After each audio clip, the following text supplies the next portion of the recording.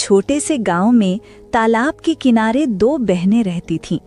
बड़ी बहन सीमा का पति काफी समय से बीमार था। घर की हालत ठीक नहीं थी, इसलिए वो रोज अपनी छोटी बहन राधा के घर काम करने जाती थी। राधा की शादी एक धनी व्यापारी से हुई थी। उसके घर में किसी चीज की कमी नहीं थी, लेकिन उसका स्वभाव बहुत कंजूस और स्वार्थी था। जल्दी अपने घर का सारा काम निपटाती और फिर राधा के घर की ओर निकल पड़ती ताकि कुछ मेहनत करके अपने घर का गुजारा कर सके। अरे दीदी, आज फिर तुम्हें देर हो गई। सुबह सुबह इतने बड़े घर का काम पड़ा रहता है और तुम आराम से घर पर बैठी रहती हो। थोड़ा जल्दी आना चाहिए था। खैर, अब आ ही दी हूँ तो चलो काम में लग जाओ। माफ करना बहन, मेरा छोटू रात भर पेट दर्द से रोता रहा, इसलिए देर हो गई। मैं जल्दी जल्दी सब काम कर दूंगी। ठीक है, चलो पहले आंगन और बरामदे को अच्छे से साफ कर दो। घर बिल्कुल चमकना चाहिए। उसके बाद रसोई में जाकर सारे बर्तन धो देना। और हाँ, काम बिल्कुल ठीक से होना चाहिए। सीमा तुरंत काम में लग जाती है। सबसे पहले राधा के घर का आंगन, बरामदा और सारे कमरों में झाड़ू पोंछा करती है। वो एक एक बर्तन धोने बैठ जाती है।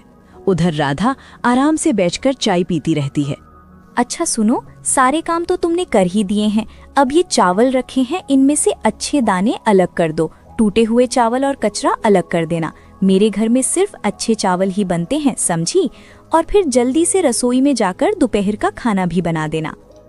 सीमा चुपचाप बैठकर चावल साफ करने लगती है, फिर रसोई में जाकर खाना बनाने लगती है। वो अपने मन में सोच रही होती है कि राधा ने कहा था कि वो पैसे तो नहीं देगी, लेकिन रोज के काम के बदले अनाज देगी। सीमा को उम्मीद थी कि इन चावलों में से उसे भी थोड़ा अच्छा हिस्सा मिलेगा। राधा, जैसा तुमने कहा था, मैंने अच्छे चावल और टूटे हुए चावल अलग अलग कर दिए हैं। सारे काम खत्म करने के बाद सीमा अपने घर लौटने लगती है। तभी राधा उसे आवाज देकर रोक लेती है। रुको दीदी, ये लो ये टूटे हुए चावल। मेरे घर में तो कोई इन्हें नहीं खाता, इसलिए तुम ही ले जाओ। तुम्हारे घर में तो ये आराम से सब खा लेंगे। राधा टूटे फूटे दानों वाला थोड़ा सा चावल एक थैली में डालकर सीमा को थमा देती है। सीमा बिना कुछ कहे चावल ले लेती है और घर की ओर चल पड़ती है। उसकी आंखों में आंसू होते हैं, लेकिन होठों पर एक भी शिकायत नहीं आती, क्योंकि वो जानती थी कि उसकी मजबूरी और गरीबी में यही चावल भी उसके लिए बहुत कीमती है। सीमा घर